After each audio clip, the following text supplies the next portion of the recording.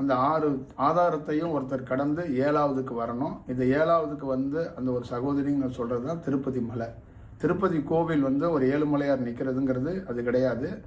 நீங்கள் வடலூரை எப்படி பார்க்குறீங்களோ அதே மாதிரி திருப்பதியும் ஒரு ஒரு ஒரு ஒரு ஒரு பக்தி மையமான மலைகள் கிடையாது. முதல்ல அடிப்படையாக புரிஞ்சுக்கிறது, அந்த மலைத்தொடரில் ஒரு உஷ்ணம் வந்து ஒரு பெரும் ஒரு ஒரு ஞான வடிவத்துக்குள்ளே மாறப்பட்ட இடம் அப்படிங்கிறதுக்காக தான் அது 7 மலை 7 மலையார், அந்த வெங்கடேசன் அந்த மாதிரி ஒரு சூழலும் அந்த மலையில் வந்து அந்த கடவுளை வந்து அமர வைக்காமல் நிற்க வச்சுக்கிறதுக்கும் காரணம் வந்து இருக்குது. அப்போ அவர் வந்து வேற ஒரு வடிவத்தில் வேற ஒரு தருணத்தை அது வந்து ஞானத்தை தான் போதிக்குது. அது வந்து உருவத்தையோ அது வந்து இந்த மாதிரி இருக்கிற கலாச்சாரத்தையோ அது போதிக்கலை. திருப்பதியை பொறுத்தளவுக்கு ஒரு ரிவல்ஸாக மக்கள் வழிபடுறாங்க அப்படிங்கிறது தான் என்னுடைய செயல்முறை. அது வந்து ஒரு ஒரு ஒரு ப்ராப்பராக ஒரு தியானம் பண்ணக்கூடிய ஒரு ஒரு குருக்கிட்ட போய் பொருள் கேட்டு எப்படி அலைவாங்களோ அந்த மாதிரி ஒரு ஒரு ஒரு ஒரு முழுமையாக மாறக்கூடிய ஒரு ஒரு ஒரு இடத்துல போய் நம்ம வந்து பொருளுக்காக தேடுறோம். அப்போ அது வந்து கூடுதல் அந்த அலைவரிசைகள் கூடுதல்